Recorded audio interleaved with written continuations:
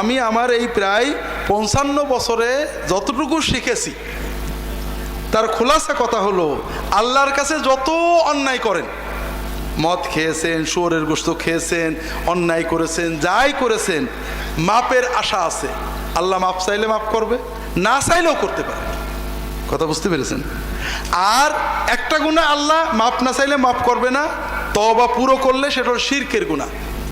আর একটা গুনাহ আল্লাহ মাপ চাইলেও পুরো মাপ করবে না, সেটা হলো বান্দার হক, মানুষের ক্ষতি করেছেন। কথা বুঝতে পেরেছেন? এই জন্য ভাইরা, আপনার দ্বারা যেন কোনো মানুষের ক্ষতি না হয়।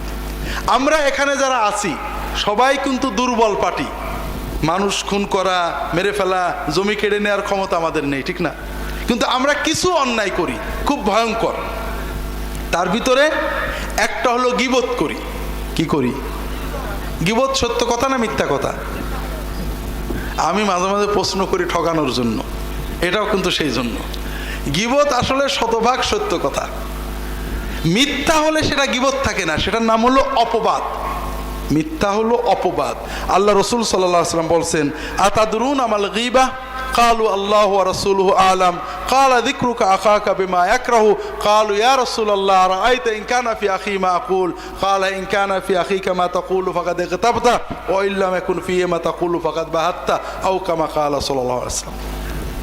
রাসূলুল্লাহ সাল্লাল্লাহু আলাইহি ওয়াসাল্লাম সাহাবীদের বলছেন, তোমরা জানো গীবত কি? তারা বললেন, আল্লাহ এবং তার রাসূল ভালো জানেন। রাসূলুল্লাহ সাল্লাল্লাহু আলাইহি ওয়াসাল্লাম বললেন, তোমার ভাই সম্পর্কে তার গায়বাতে, গীবতে, তার অনুপস্থিত অবস্থায় এমন কথা বলবে যে এটা শুনলে তার মন খারাপ হবে। সাহাবীরা প্রশ্ন করলেন যে ইয়া রাসূলুল্লাহ, এইরকম জিনিস যদি তার সত্যিই থাকে? রাসূলুল্লাহ সাল্লাল্লাহু আলাইহি ওয়াসাল্লাম বললেন, যদি সত্যই এরকম জিনিস থাকে তাহলে সেটা গীবত, আর যদি মিথ্যা বলো সেটা অপবাদ। তাহলে গীবত হওয়ার জন্য দুটো জিনিস শর্ত, একটা হলো সত্য হতে হবে, আর একটা এমন কথা যেটা তার পিছনে বললে সে শুনলে তার খারাপ লাগবে, কষ্ট পাবে। কথা বুঝতে পেরেছেন? আর অপবাদের কথা একটু পরে যাচ্ছি। আল্লাহ রসুল সাল্লাল্লাহু আলাইহি ওয়াসাল্লাম বসে আছেন, তার পাশে তার স্ত্রী আয়েশা রাদিয়াল্লাহু তাআলা আনহা বসে আছেন। এমন সময় আর এক স্ত্রী সফিয়া রাদিয়াল্লাহু তাআলা আনহা তার কাছে এসেছেন, কয়েকটা কথা বলে তিনি চলে গেছেন। আয়েশা রাদিয়াল্লাহু তাআলা আনহা বলছেন, ইয়া রাসূলুল্লাহ হাসবুকা মিন সফিয়া কাযা ওয়া কাযা। তা আয়েশা রাদিয়াল্লাহু তাআলা বলছেন যে ইয়া রাসূলুল্লাহ, আপনার স্ত্রী সফিয়া, তার তো এই ত্রুটি আছে। কথা বোঝেননি? কথা বুঝতে পেরেছেন? আয়েশা সত্য বললেন না মিথ্যা বললেন? সত্য বললেন। সফিয়া চলে যাওয়ার পরে আয়েশা একটা সফিয়ার সত্য দোষের কথা বললেন যে আপনার স্ত্রী সফিয়ার এই দোষ আছে। আয়েশা রাদিয়াল্লাহু তাআলা আনহার এই কথা শুনে রাসূলুল্লাহ সাল্লাল্লাহু আলাইহি ওয়াসাল্লাম বললেন, ইয়া আয়েশা লাকাদ কুলতি কালিমাতান লাউ মুজিজাত বিমাইল বাহরি লামাজাজাত। আয়েশা, তুমি এমন একটা কথা বললে, একটা বাক্য বললে, এই বাক্যের ভিতরে এত দুর্গন্ধ, এত ময়লা, এত নাপাকি, এত পাপ আছে যে সমুদ্রের পানিতে এটা ঠেলে দিলে, সমুদ্রের পানির ভিতরে এই বাক্যটা ফেলে দিলে পুরো সমুদ্রের পানি নাপাক হয়ে যাবে। তো ভাইরা, এইরকম কথা আমরা কি বলি না? বলি না? বছরে দু একটা। হাজারিন, 5 জন 2 জন মেয়ে এক জায়গায় হলে কথা বলেন, অমুকের বাড়ি দাওয়াতে গেছিলাম, এই দুল পরেছে, এই ফুল পরেছে, এই শাড়ি পরেছে, এই রান্না করেছে, ইত্যাদি সমালোচনা করেন না? সওয়াব হচ্ছে না গুনাহ হচ্ছে? কত কঠিন গুনাহ যে কিয়ামতের দিন আপনার নেকিগুলো কেড়ে নিয়ে যাবে। আমরা 5 জন এক জায়গায় বসলে ইমাম সাহেব, মৌলানা সাহেব, মন্ত্রী সাহেব, অমুক সাহেব গীবত করি না? গুনাহ হচ্ছে না সওয়াব হচ্ছে?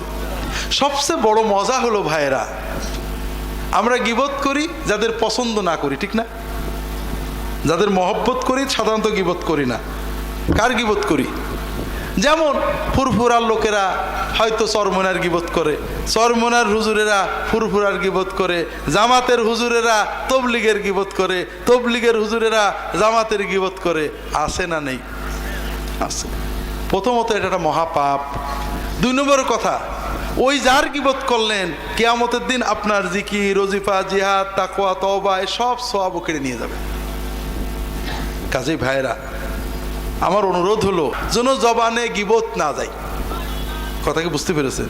মদের পাপের তওবা সহজ, গীবতের পাপের তওবা সহজ না। অনেক হাদিস আছে, লম্বা বলতে পারবো না। আমরা গীবতের চেয়েও বড় পাপ হলো মিথ্যা অপবাদ দেওয়া। কথা বোঝেননি?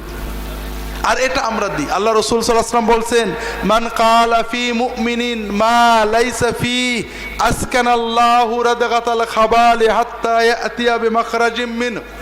যদি কেউ কোনো মুসলমানের ব্যাপারে এমন কথা বলে যেটা সত্য নয়, কিয়ামতের দিন জাহান্নামের মানুষদের রক্ত, পেশাব, পায়খানা, পুজ যেখানে জমা হবে সেই সাগরের ভিতরে আল্লাহ তাআলা ওই ব্যক্তিকে রেখে দিয়ে বলবেন, তুমি যে অমকের ব্যাপারে কথা বলেছিলে এই কথার দলিল দিয়ে এখান থেকে বেরোবা।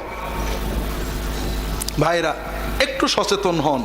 আমরা কি না বলি, বিশেষ করে যারা ইসলামী আপনারা এখানে আছেন, এক দল আর এক দলের বলি ও হলো ইহুদি খ্রিস্টানের দালাল, ও হলো আমলিগের দালাল, ও হলো কি বলে বিএনপির দালাল, ও নাকি অমকের কাছে টাকা খায়, ও সৌদি আরবের টাকা খায়, ও ইন্ডিয়ার টাকা খায়, ও অমক দলে চলে গেছে। এই সব কথা বলি না বলি না? কিয়ামতের দিন আল্লাহ তাআলা আমাদেরকে বলবেন দলিল দিতে পারবেন তো? দুনিয়ায় দেখেন, কেউ যদি বলে অমক লোক আমেরিকার দালাল, অমক লোক ইন্ডিয়া থেকে টাকা খায়, আপনি তাকে বলবেন তুমি কসম করে বলো তো আমি যেটা বলেছি সত্য। যদি অমক লোক ইন্ডিয়ার টাকা না খায় তাহলে আমার বউ 3 তালাক। এটা কেউ বলতে পারবে? তার মানে ও কিন্তু আন্দাজে বলেছে, আর এই আন্দাজ কথাটাই হারাম। দলিল ছাড়া একজন মুসলমানের ব্যাপারে যে কথাটা আপনি বলবেন, কিয়ামতে আল্লাহ তাআলা আপনার কাছ থেকে এটা আদায় করে নেবেন। কাজেই ভাইরা, এই কথাগুলো, এই ধরনের কর্ম থেকে নিজেদের জবানগুলোকে হেফাজত করুন। আমিন।